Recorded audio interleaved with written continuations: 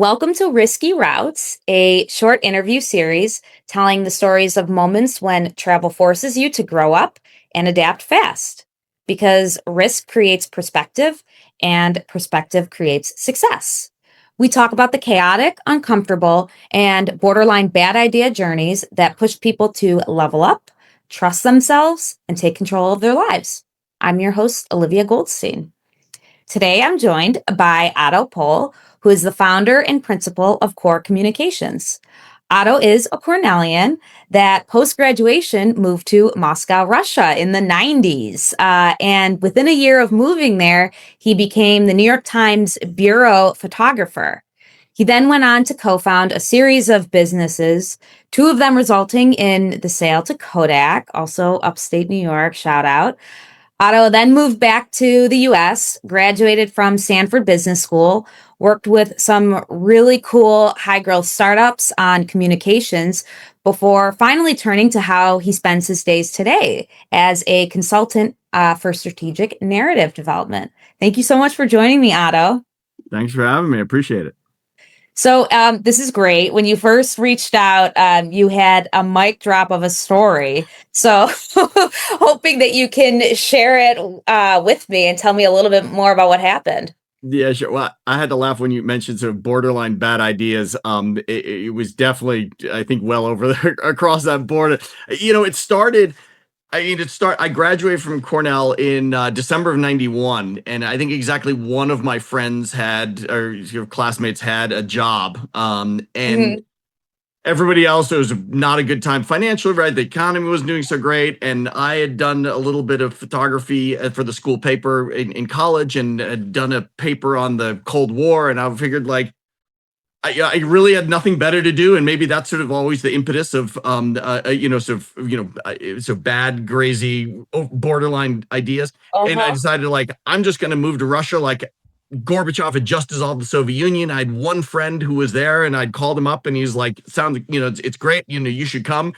And so I figured I got nothing to lose, and I decided to move to Moscow. So I flew to Europe, and then I have family in Germany, and then I took a 32-hour train ride to Moscow in like January 20th or something like that, 1992.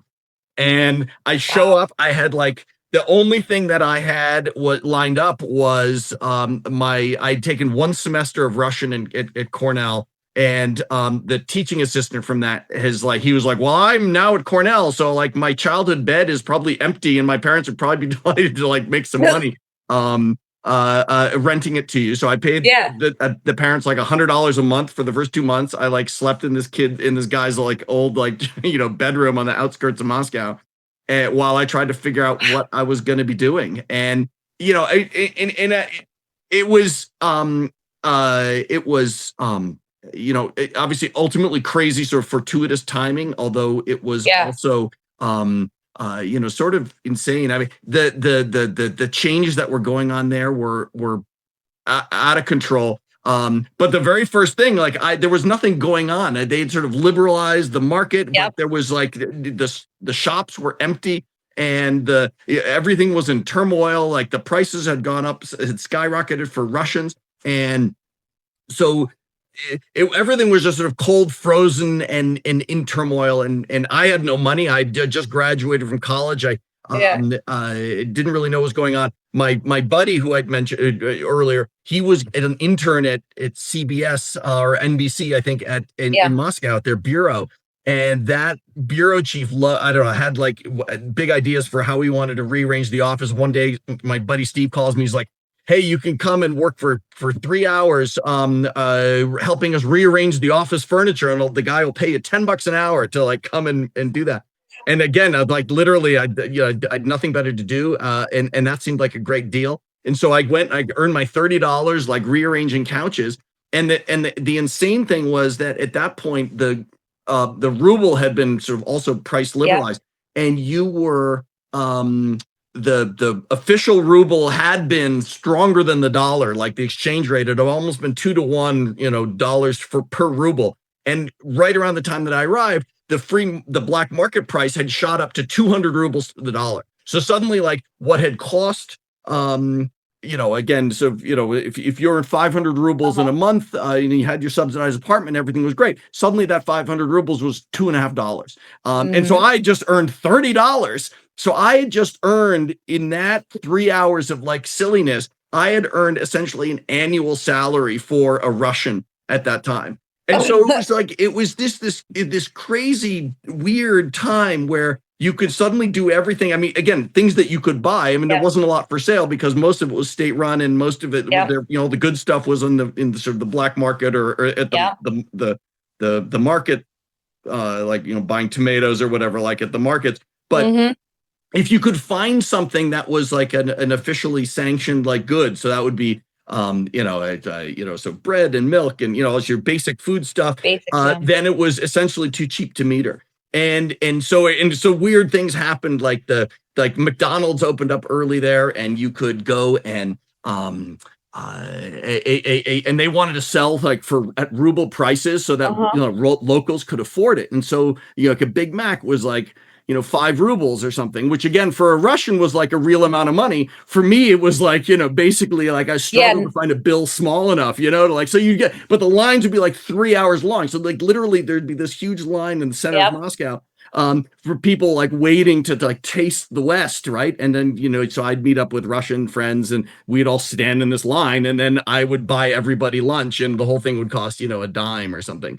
Um, Wow. but then I noticed that like journalists were traveling. I was just starting to meet some of them, but the foreign community was not that big at that point. I realized that I could buy, or that they were buying Russian priced tickets and Yep, hotel stays to travel around. And if and at the time they had these sort of officially it was two different pricing schemes for say the Aeroflot tickets. Right. If you yeah, wanted to buy a ticket as a Russian, you could buy ruble prices. And if you were a foreigner, you had to buy hard currency prices. yep. But if you were an accredited journalist, you could buy them for the ruble prices. And that like the Okay. difference was vast. Like, so like it would cost you to fly to Vladivostok, it would cost you like $600-700 to fly there as a foreigner.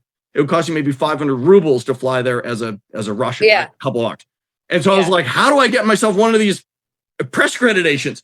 yeah, And they're like, well, you have to be a member of an officially accredited press, yep. outfit. And I was like, well, how hard can that be? Like, what do I have to do? And they're like, well, you have to go to the foreign ministry and you have to register your organization. That's how they officially register. I'm like, what do I have to do? And they're like, well, you just go and you meet with this guy, and you have to present your credentials. I'm like, what credentials do we need? They're like, well, you need to bring your letter from your bureau. So this system was not set up for like idiots like me who are just coming in to just do random stuff. Yeah, What it was, again, because in Soviet times, just like 6 months or a year earlier, like nobody was just sort of washed up in Moscow and would certainly have the audacity to go in the foreign ministry and present fake yeah, credentials. But yeah, now this was totally free. So like I faked letterhead from the Cornell Daily Sun. I said like I photocopied something on a piece of paper, and I said, "Dear to whom it may concern," like Otto yeah, Pohl now represents that he's opening the Moscow bureau of the Cornell Daily Sun. Please welcome blah blah blah. Thank you very much. Put in a signature, and I took that and a bottle of amaretto, and I went to the foreign ministry. And 24 hours later, I had my little press yeah, accreditation as the Cornell Daily Sun correspondent. And suddenly I could buy tickets. I flew to, like, I took this 1 2 week trip. I yeah, flew from Moscow, flew to Irkutsk. I hung out yep, there, yep, like, I took rented a car, got a car, like drove the 80 kilometers to Lake Baikal, yeah, had a big party at Lake Baikal with whoever I'd met, went back to Irkutsk, spent a couple of days there, flew to Vladivostok, flew from Vladivostok to Ulan-Ude in Siberia, yeah, took the Trans-Siberian down to Ulaanbaatar, to Mongolia, hung out in Mongolia for a few days, came back, took more Trans-Siberian around Lake Baikal, yeah. back to Irkutsk, flew back to Moscow. It was like a 2 week trip. And the Yes. whole trip cost me $200, I love because, it. and that's only because the visa to Mongolia cost like $30, and Yeah, one hotel night in Irkutsk was also like $30 or $50. And so it's this insane time. So yeah, again, it's like the decision to go was, again, completely lightheaded, but yeah, it ended up working out well. But then like things also got I don't know, things got a little darker. Like, so first I met the New York Times. The New York Times was excited because again, they needed photography. I'd met the New York Times Sunday Magazine photo editor back in New York before I'd moved over. And I Yeah. met through then. I did an assignment for the Sunday Magazine. That's how I met the three correspondents that were living there. Yeah. They then hired me to become the sort of bureau photographer, and I traveled around with these journalists, which was incredible. Just wherever they were going, Yeah. I would go with them and do pictures. And that was all fine and dandy and great. What then became the time where it became most risky and dangerous is when I was back in Moscow. This is now October 93. So I started working for the Times in the January of 93. So after about a year of having been there. And then I was covering this just sort of coup attempt where suddenly there was this weird standoff between the Russian parliament and Boris Yep. Yeltsin, who was the president. Yep. Yep. And then one thing led to the next, and things got so more and more heated. And then the one on the Sunday, October 3rd, there's a big rally to support the parliamentarians who had been declared illegal by Yeltsin, and everybody Yep. had been in this big standoff. And things had gotten sort of violent on the streets, but nothing really, really bad had happened yet. And then the parliament supporters decided now was the time to take over the TV tower and broadcast their message to the world. So I jumped on the bus, drove out to Ostankino, the television tower, and then I was trying to get a good picture. Again, that was my job. And then this guy next to me fires a bazooka into the building, like a rocket propelled grenade, which, if you've ever stood next to one, is deafening and physically knocked me over. The report from that knocked me over. What? As soon as like the rocket hit into the building, which was just 20 or 30 feet in front of us, all the Yeltsin troops that were inside started shooting out at us. I hit the deck. I landed right next to a like this concrete planter, and there's like, for the next hour there's this huge gunfight taking place like inches over my head, where all the troops in the inside of the building are shooting out. The people from the crowd are shooting back. And I'm sort of watching. I'm trapped. I'm watching all of the people around me being sort of mowed down and at times fighting back. But it was overall relatively unfair fight. The people inside were way better trained and armed and hidden than the protesters out in the square. And I'm just watching them, and I'm watching this one guy who is like pulling people out of danger, like bodies are still moving, maybe some not moving, but he keeps running back and forth. And he's wearing an Atlanta Braves baseball hat and and like a college sweatshirt. And I was thinking, man, I'm about to watch this guy get mowed down, but he doesn't. And then there's more gunfire. At some point, suddenly this guy is crawling up to me along this row of flower pots, which is again right in front of the building that I was in front of. And he comes up and he's like, are you injured? Are you hurt? And I was like, oh my God, the guy's an American. And anyways, he's like, I know how to get you out. And I was like, thank God someone does. And then and he's like, we'll start crawling. But this guy who had gotten shot, there's this huge pool of blood right near us, along with a Kalashnikov. We were like trying to like navigate around that. And then suddenly in another crack of gunfire, I feel that I got shot in the back of my head. And a bullet grazes my skull, ultimately deep enough for 8 stitches, but didn't obviously go through the good stuff. And sorry, I'm like lying on on my stomach, but I reach up, I'm like, oh my God, I've been shot. And then the second bullet comes in and hits me through the chest, goes through ribs, lung, diaphragm, goes out my back. Oh my God. Yeah. And so now I'm sort of have a sucking chest wound, and I'm lying there, and this guy, again, this American guy, Mike Duncan, is like, oh my God, like, I'm going to save you, don't worry, I'm going to get you out. And then he's like, I'm going to count with you, and I'll, count to 1 and 2. And I say 1, he says 2, I say 3, say 4, and just something, he's just anything to sort of keep the conversation going. So I didn't like pass out on the guy. We get to, I don't know, around 10 or 12 or something like that. There's another round of gunfire, and I'm pretty weak at this point. My head's on the pavement. the gunfire stops. I, say something. He doesn't respond. I just lift my head up to look, and he's, you know, 2 or 3 feet from me, right, headwise. Yeah. And there's just this pool of blood flowing out from his head. His feet are still twitching, but he was gone. And so now I'm like, oh my God, like that was like I'm sitting here, sucking, breathing through my side. This guy was supposed to save me. Now he's gone.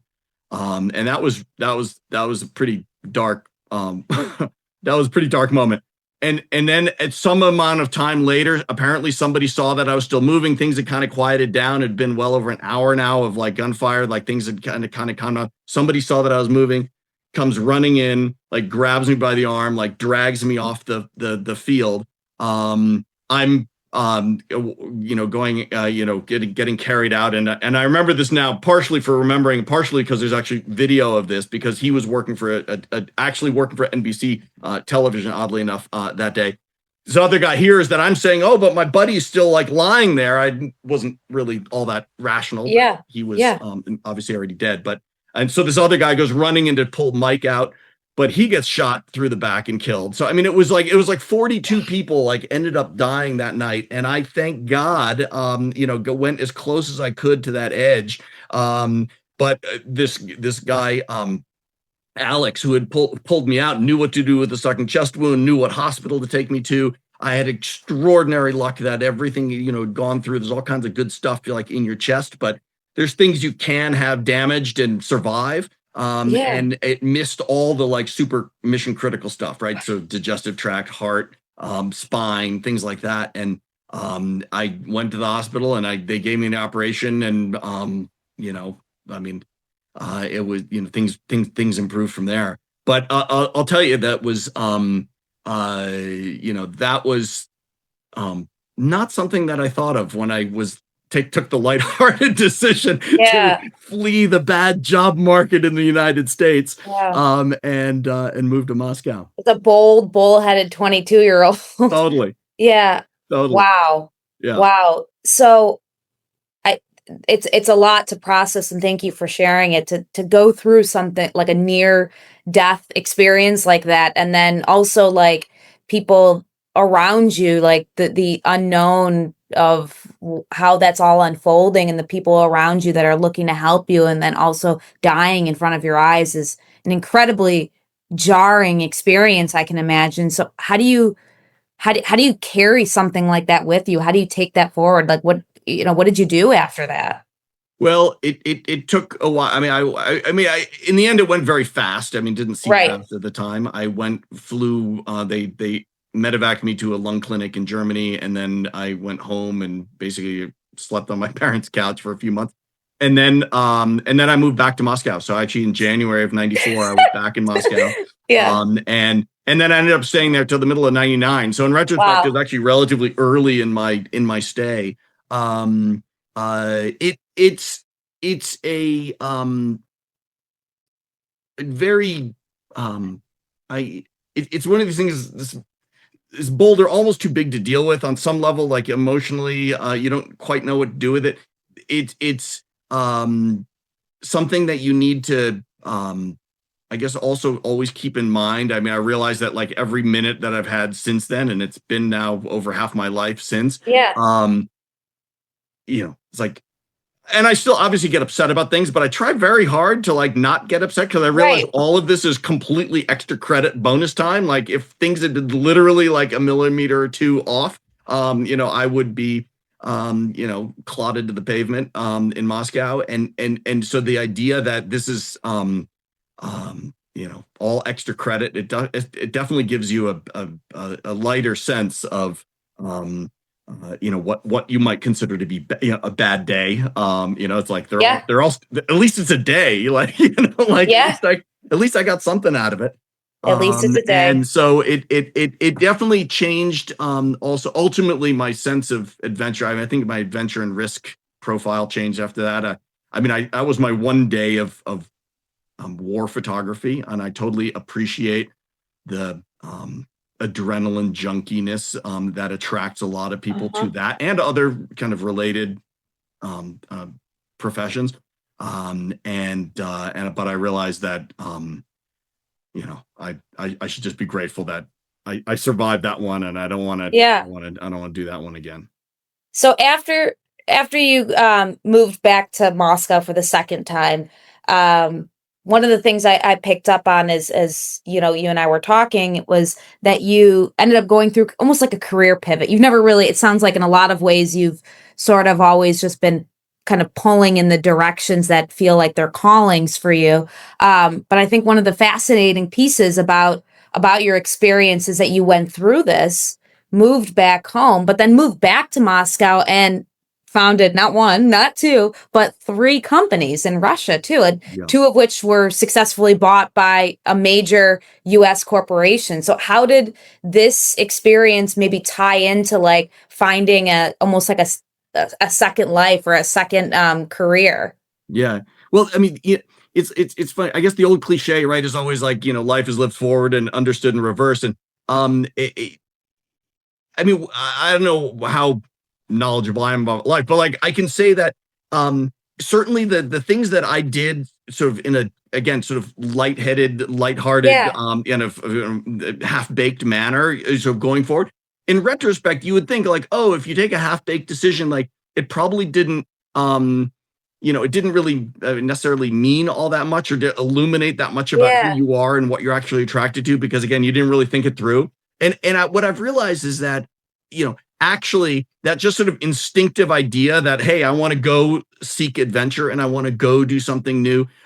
Ultimately, it is actually, honestly, I'm no longer a photographer. I'm actually no longer even a journalist. But the things that I now do, which is still entrepreneurship and helping Yeah. startups tell their story better, is fundamentally it's definitely the spiritual successor of like moving to Moscow to be a journalist. It And is. so I think that a lot of times, like the stuff that you do just very instinctively as this, again, sort of like half baked, early 20s decision, or almost late teen, early 20s post college decision, actually can have a lot of, it's not just an exciting adventure. Actually, when seen in reverse, and you have to figure out through which lens you need to look at that experience, but like there probably is a lens through which it actually foreshadows a lot of the stuff that you're actually fundamentally interested in and maybe fundamentally good at. And so I often find that, I think in retrospect, I'm super grateful that I took it just sort of an instinctive, again, seemingly random decision, coming out of college to do something, again, harebrained, that actually had, not just in my case, like sort of very sort of concrete advantages. Again, I was very lucky in terms of time and place that I ended up in Russia in the end of the 90s, were an incredibly dynamic, interesting, time, Mhm. but also that, gave me a lot of experience, even if it hadn't have been that much sort of geopolitical luck, that it still laid the foundation and ultimately prepared me for the stuff that I was actually really good at. It just took me a long time to sort of reverse engineer what I really liked and what was good at, but it Yeah. turned out that the seeds of that were absolutely visible in that sort of first decision I take. Which is what I was kind of thinking too, because it's kind of common themes that you see in entrepreneurs, right? And it's like entrepreneurs don't really know what they're doing at first, Right. right? They feel like a calling or a desire or like wanting to do something or fix something or work on something, right? And it's like nobody has the answers from day one that started a major company, right? It's like you see stories all the time of like, you know, how Airbnb first got started, right? Or like Totally. Uber, all these major companies, like nobody could have possibly predicted that they would be what they are today. But it's like the common theme is like it's a little bit of craziness, right? And a strong like desire to just like live in the unknown, right? And it's like you don't really know what you're doing. So it's like I kind of can see like even though you're saying it's like, oh, well, I didn't, hindsight's always 2020, you can kind of call this theme out like across your career, but I kind of see like it's like your personality has shown through in all of the activities you've done because it hasn't been necessarily like a carved out planned path, but like neither is entrepreneurship or starting a business as you've done successfully as well and now have Yeah. gone on to advise a lot of companies. Yeah. No, no, 100%. And I think I mean, I'm constantly surprised in when now I interact with, tons of startups. And one of the reasons I do enjoy that is that I'm constantly amazed at where people see opportunity, where Yep. people are looking at the world in a new and fresh and different way. And there's literally no way that I could sit here at my desk and imagine even, 5% of that. Um, and and the same thing is true, I think, when you sort of try to plan your life forward. Mm-hmm. Literally, like, you just don't have the creativity and imagination Mm-hmm. that's required to imagine just how like big, crazy, and unique the world is. And so if you sit there and like, oh, I'm gonna do this, and then all this, and then I can go to the doctor, and then whatever, and then the residency program, I got it all mapped out. If you're mapping it out going forward, you're probably, I feel, at least this is my view on things, you're probably missing 99% of all the potential and potentially crazy but better paths that are more suited Yep. to you. And so that's why this idea of just like randomly rolling the dice, which again for me obviously it led to some pretty hairy moments there, but like in the grander scheme, was in a way that it was almost the safest route to take, right? And in a way to Mm-hmm. find out what I really like and I'm good at. So when was the last time you were in Russia? It's been a while. I mean, now it seems weird. It's been a while. Probably 2011 was the last time. It's obviously changed so dramatically. Now Uh-huh. it's the story of, oh, Russia, and it was open and free, and a democracy was spreading, and the free market, right? Like these all seem like it's always historical anomalies as well. I remember my mom was like at one point when she'd graduated high school or something, she took a car ride from like Beirut back to Germany. And like Wow. the idea of like, oh my God, you drove through all this random Middle Eastern countries. There's Yeah. never like, that just seems like that couldn't possibly happen. That seems like a story Mm-hmm. of 10,000 leagues under the sea. And in a way, Russia has become that now too, right? Obviously, Russia is sort of, I still have a couple of friends there, but like the vast majority of people have left. Obviously, Mm-hmm. right? That's it's a total autocrat mess at this point, Mm-hmm. and it's going to take a while for Russia to hopefully reemerge. I agree. I know. It's funny. I'm in some ways a little bit jealous because I too studied I studied Russian in college, and yeah, Mm, fun fact, right? And it was initially drawn to me because I was so fascinated with the era of the 90s, right? So I always like this story speaks to yeah, me, and it just like is so fat because it was just such a crazy and fascinating time of change and of unpredictability, and it's like something that'll never happen in our lifetime again, right? It's just a yeah, wild experience. I'm so grateful you shared your story. I love these like 90s Russia stories because it's fascinating, absolutely yeah. No, it fascinating. is, and sometimes college kids ask me today, like, oh, so where should I Yeah. go now? And honestly, that's a good question. I mean, there's obviously places, but it's not. There's nothing as obvious as, oh my Yeah. gosh, our Cold War enemy just fell apart, and you can go like wander through the rubble at will. All right, like that's Right. gone. Right. But there's always something. Yeah. Well, thank you so much for sharing your story. I appreciate it. I know you do a lot of consulting and writing and news, and you do your newsletter, which is how I've kind of kept abreast of a lot of the stuff you're doing. What's the best way for people to like reach out to you that are interested in your newsletter? Come to the you should come to my website and ottopohl.com, and you can see through what I'm doing professionally right now, and you sign up for the newsletter, obviously focus at entrepreneurship, and but reach out if you'd like. Thank you. Thank you so Yeah, of much, Otto. I course, my appreciate it. pleasure, my All right. pleasure, great to chat. Thanks.